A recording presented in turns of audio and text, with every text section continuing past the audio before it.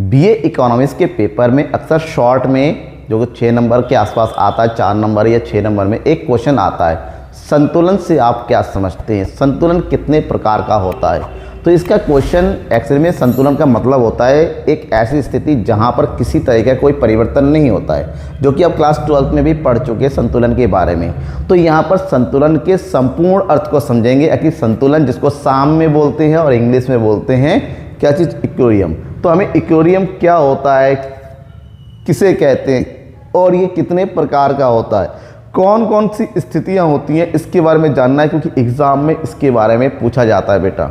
तो economics for BA semester 1 है और ये हमारा लेक्चर नंबर 3 है। जैसा कि मैंने वादा किया था रेगुलरली आपको मैं सेमेस्टर वाइज, सेमेस्टर 1 पेपर 1 है, ये पेपर फर्स्ट का है, ये लेक्चर नंबर 3 आपको देता रहूँगा, जहाँ पर हम पढ़ेंगे साम्य के बारे में, संतुलन के बारे में। जैसे साम्य या संतुलन दोनों ही एक ही चीज़ है, अलग अलग वर्ड है, इंग्लिश में बोलते हैं इक्विलिब्रियम। तो सबसे पहले तो आपको ये समझना पड़ेगा कि भैया ये संतुलन होता क्या है। संतुलन का मतलब होता है जैसे ये पेन है, ठीक है, एक ऐसा पोजीशन है जैसे ये है, नहीं हिल नहीं रहा है, ये संतुलन हो गया। जैसे ही थोड़ा सा ऊपर नीचे हो गया, पेन गिर गया, मतलब संतुलन में नहीं है। जैसे ये रख दिया, ये गिर गया, संतुलन में नहीं। लेकिन एक ऐसा पोजीशन जहाँ पर इस पेन में कोई परिवर्तन नहीं होगा, किसी तरह का हेर फेर नहीं होगा, तो वो संतुलन होता है। संतुलन का मतलब बिना हिलना डुलना, जहाँ पर कोई चेंजेस नहीं होना चाहिए।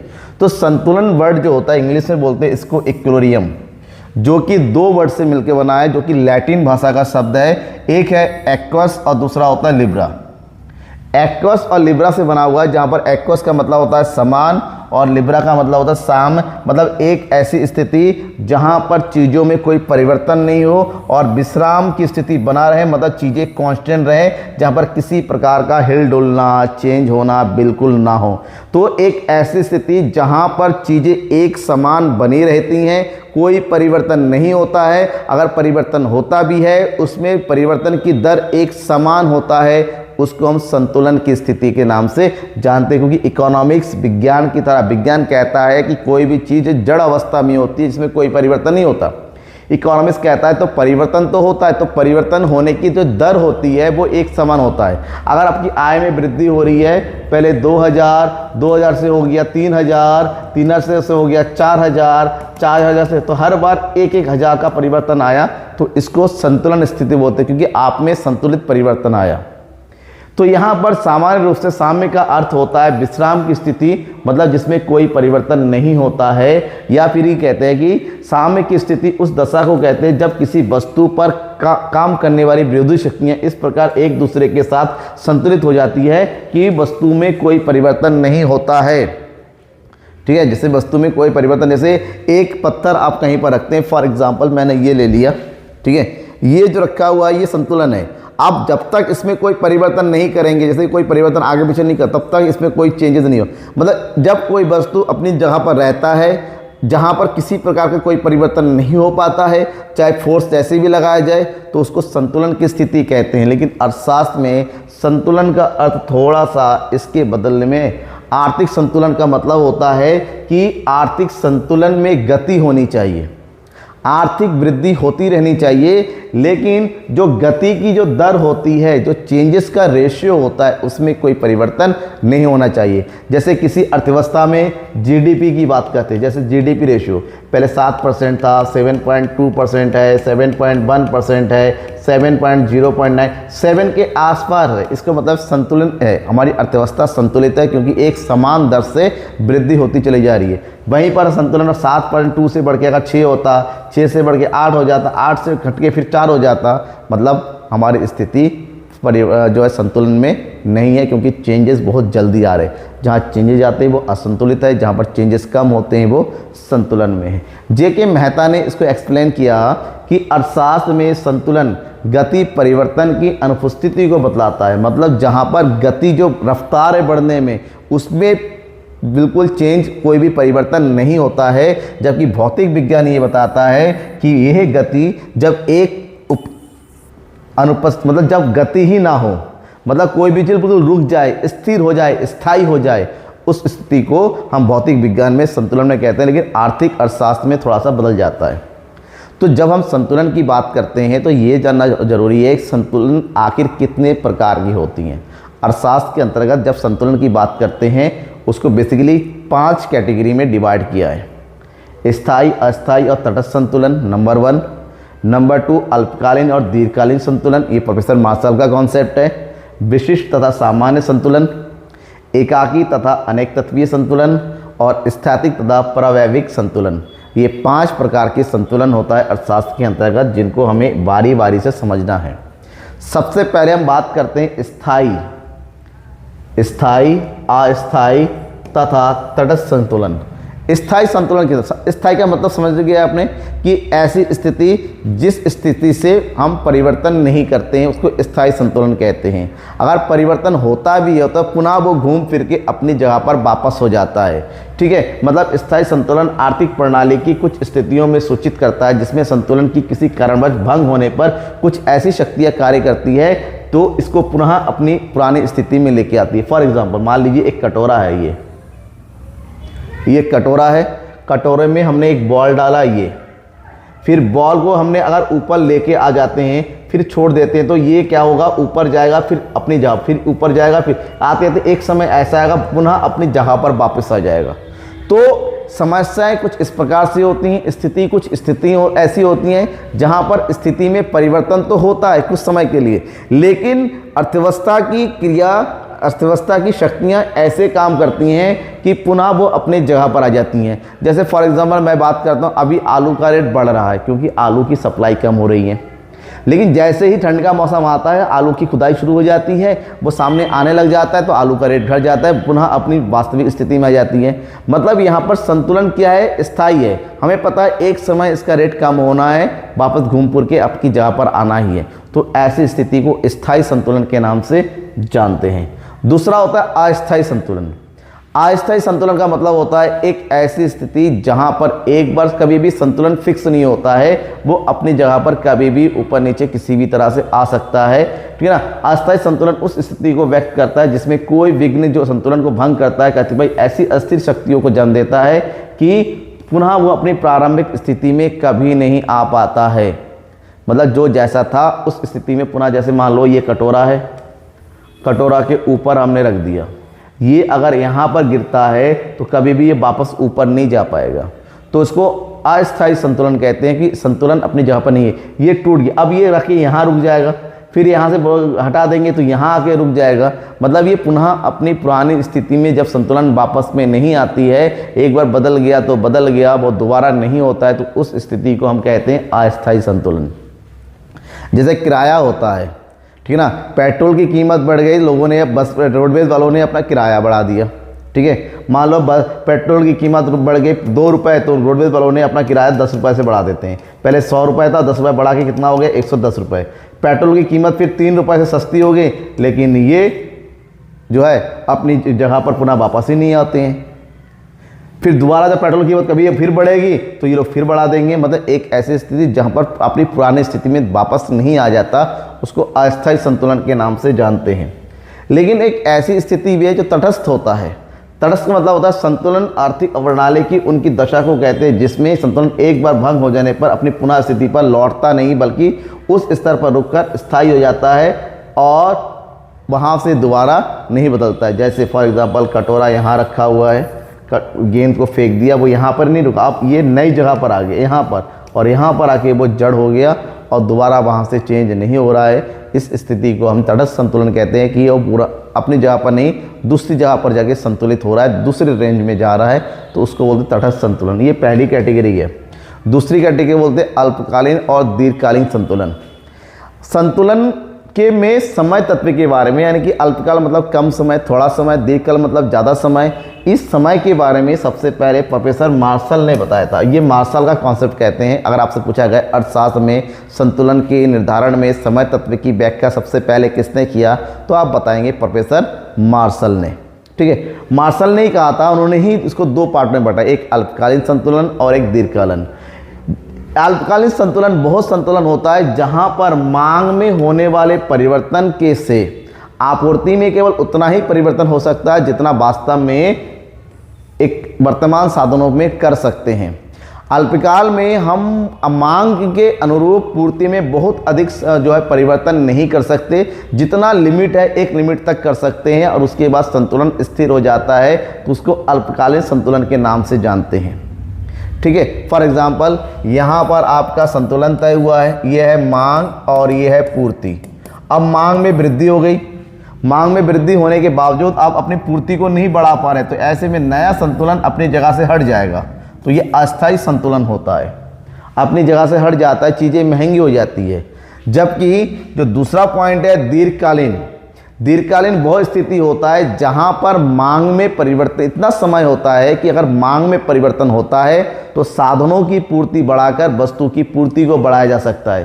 तो ऐसे में पहला संतुलन हमारा पहला यहाँ था, अब क्योंकि मांग में वृद्धि हो गई, ये हो गया नया मांग वक्र, पुराना यहाँ था, तो यहाँ पर पूर्ति वक्र में भी वृद्धि हो जाती है, तो हमारा नया संतुलन इस स्थिति बनता है। तो इस स्थिति को हम बोलते हैं दीर्घकालीन संतुलन, जहाँ पर हो सकता है वस्तु की कीमत में बहुत अधिक परिवर्तन ना हो, लेकिन मांग और पूर्ति दोनों में परिवर्तन होता है। मतलब जब एक साथ हम साधनों में भी और उत्पादन की मात्रा में भी परिवर्तन करते हैं, ठीक है ना, इसे हम दीर्घकालीन संतुलन के नाम से जानते हैं।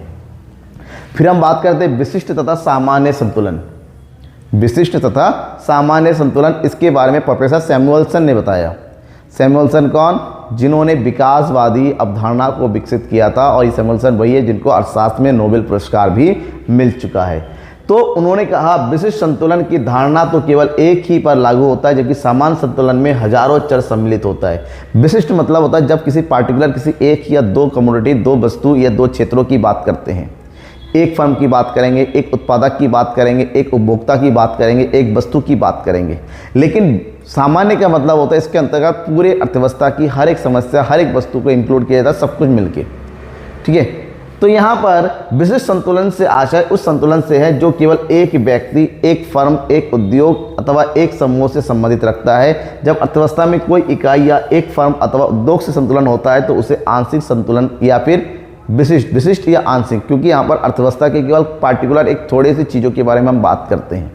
जैसे हम बात करते हैं वर्तमान समय में कार्य उद्योग संतुलित है, क्योंकि जितना प्रोडक्शन हो रहा है मांग और पूर्ति लगभग बराबर चल रही है, लेकिन वो केवल मांग किसकी बात कर रहे हैं? हम कार्य उद्योग की बात कर रहे हैं। उत्पादन तो बहुत सारी चीज़ों का होता है, यहाँ पर टेक्नोलॉजी है, यहाँ पर बाइक है, यहाँ पर दूसरी वस्तुएं, लेकिन केवल कार की बात करते हैं, केवल एक ही हम भाग की बात करते हैं। जबकि जो विशिष्ट संतुलन है ये उन विशिष्ट समस्याओं के अध्ययन के लिए एक उपयुक्त तंत्र होता है जो अर्थव्यवस्था आर्थिक हलचलों से उत्पन्न होती है। यहाँ पर केवल एक या दो तत्वों के बारे में जानकारी दी जाती है, जबकि दूसरी श्रेणी की समस्या किसी भी किस्म की आर्थिक हलचल क्रमबद्ध वाले प्रभावों से संबंधित होती है। यहाँ पर सामान्य संतुलन का मतलब होता है जब पूरे अर्थव्यवस्था से संबंधित हर एक वस्तु के बारे में बात करते हैं। जैसे एक होता है कीमत निर्धारण, एक वस्तु की कीमत निर्धारण करते हैं तो वह आंशिक हुआ, लेकिन एक अर्थव्यवस्था में सामान्य कीमत का मतलब एक अर्थव्यवस्था में सब कुछ सही है, ना बहुत ज़्यादा महंगाई है ना वस्तु की, तो जब पूरे अर्थव्यवस्था के रिलेटेड बात करते हैं। सामान्य संतुलन के अंतर्गत किसी एक इकाई, फर्म या उद्योग की नहीं, जबकि यह संपूर्ण अर्थव्यवस्था के बारे में अध्ययन करता है। स्टिगलर ने कहा कि सामान्य संतुलन का सिद्धांत अर्थव्यवस्था के सभी भागों में पारस्परिक संबंध हो। मतलब जब हम बात करें उद्योगों में संतुलन, उद्योग का मतलब होता है यहाँ पर कार उद्योग, साइकिल उद्योग, बाइक उद्योग, ठीक है ना, दूसरे मैन्युफैक्चरिंग, चीनी उद्योग या किसी भी उद्योग की बात करते हैं, सभी में समान रूप से संतुलन होना चाहिए। सभी की बात की जाती है, केवल एक तत्व की बात नहीं की जाती है, वो है सामान्य संतुलन। इसके बाद हम बात करते हैं एकाकी तथा अनेक साम्य। अनेक तत्वीय बोलते हैं इसको, ठीक है, ये है अनेक तत्वीय साम्य, जहाँ पर एक और अनेक चीज़ें जुड़ी होती हैं। जब उत्पादक की मात्रा और कीमत का केवल एक ही समूह संतुलन की दशा को संतुष्ट करता है तो उसे एकाकी संतुलन कहते हैं। मतलब जब हम केवल एक वस्तु की बात करते हैं, केवल एक क्षेत्र की बात करते हैं, एक ही चीज़ से जुड़ी हुई अवस्था की बात करते हैं, उसे एकाकी साम्य की बात करते हैं। बोर्डिंग ने कहा यदि संबंधों की प्रणाली को किसी ऐसे समीकरणों की सूची द्वारा व्यक्त किया जा सकता है जो कि विभिन्न चरों की केवल एक ही कीमत और थोड़ी सी कीमतों द्वारा संतुष्ट कर सकते हैं तो उसे एकाकी संतुलन के नाम से जानते हैं। जबकि इसके विपरीत होता है, ठीक है, क्या अनेक तत्वीय संतुलन, मतलब ऐसे संतुलन शर्तें जहाँ पर संतुष्टि के कई सारे बिंदुओं को देखा जाता है, कई सारे बिंदुओं के आधार पर हम देखते हैं तो उसे हम अनेक तत्वीय संतुलन के नाम से जानते हैं। अनेक तत्वीय संतुलन उस समय पाया जाता है जबकि मांग रेखा का ढाल बदलता रहता है और मांग रेखा कुछ दूरी तक जाके बेरोजगार होती है, कुछ दूरी पर लोचदार हो जाती है। मतलब अनेक कारणों से जब संतुलन प्रभावित होती है इसको अनेक तत्वीय संतुलन के नाम से जानते हैं। जबकि लास्ट पॉइंट है स्थैतिक और प्रावैविक। स्थैतिक का मतलब तो रुका होना और डायनेमिक का मतलब होता है परिवर्तन होता रहना। स्थैतिक संतुलन का संबंध स्थिर अर्थव्यवस्था से है, मतलब एक ऐसी अर्थव्यवस्था जहाँ पर अर्थव्यवस्था स्थिर है, ना बहुत ज़्यादा डेवलपिंग है ना डाउनवर्थी है, मतलब यहाँ पर अर्थव्यवस्था एक सामान्य पोजीशन में है। ऐसी अर्थव्यवस्था जिससे कि विभिन्न अंगों जैसे उत्पादन, उपभोग, जनसंख्या, मांग, पूर्ति आदि पर परिवर्तन की कोई प्रवृत्ति नहीं होती है। उपभोग जैसा चल रहा है वैसे ना ही वृद्धि ना कमी, मांग अपनी जगह पर होता है, पूर्ति में कोई परिवर्तन नहीं हो रहा है, ठीक है ना, गति नहीं है। जब अर्थव्यवस्था में गति नहीं है उस अर्थव्यवस्था को हम स्थैतिक संतुलन के नाम से जानते हैं, क्योंकि यहाँ पर संतुलन की अवस्था में कोई विशेष परिवर्तन नहीं होता है। जबकि प्रावैविक का मतलब होता है परिवर्तन होना, डायनामिक होना। एक ऐसी अर्थव्यवस्था जहाँ पर अर्थव्यवस्था गतिशील होती है, जहाँ पर अर्थव्यवस्था बढ़ता हुआ होता है और हो सकता है थोड़ा डाउन भी आ जाए। तो जब उन सभी अंगों के बारे में हम बात करते हैं और उन सभी परिवर्तन की स्थिति को देखते हैं, परिवर्तन में संतुलन को खोजते हैं, तो उसे प्रावैविक संतुलन के नाम से जानते हैं। मतलब ऐसे संतुलन जो परिवर्तन की स्थिति को दर्शाता है।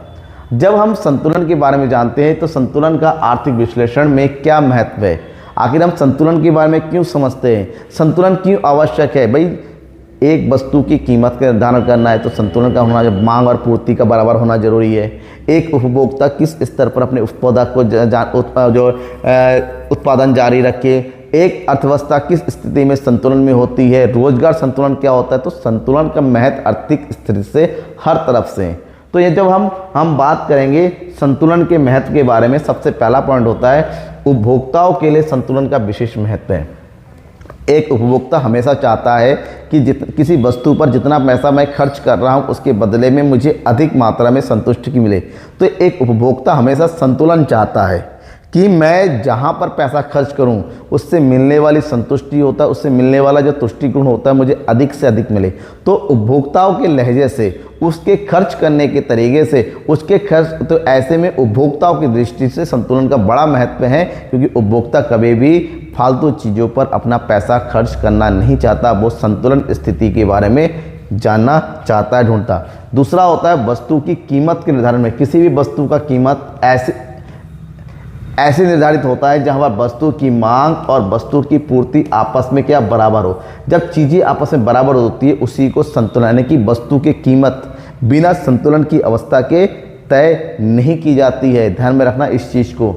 इसके अलावा आर्थिक समस्याओं का समाधान करना है तो संतुलन का आवश्यकता है कि रोजगार संतुलन में है या नहीं है, उत्पादन की संतुलन स्थिति प्राप्त हो रही है नहीं हो रही है, ठीक है। क्योंकि रोजगार उत्पादन के द्वारा ही अर्थव्यवस्था के बारे में जानकारी होती है कि बेरोजगारी कितनी है, रोजगार बढ़ रहा है या नहीं बढ़ रहा है, उत्पादन बढ़ रही है या नहीं बढ़ रही है, लोगों की आय स्तर का क्या है। तो ये सब संतुलन के माध्यम से जानकारी। संतुलन का विचार आर्थिक समस्याओं के समाधान में सहायक सिद्ध होता है, क्योंकि किसी अर्थव्यवस्था में असंतुलन की दशा में आर्थिक समस्याएं उत्पन्न होती है। अर्थव्यवस्थाएं हमारी अर्थव्यवस्था की जो गति होती है वो बदलती रहती है। ऐसे अर्थव्यवस्था में कई सारे दोष उत्पन्न होते हैं।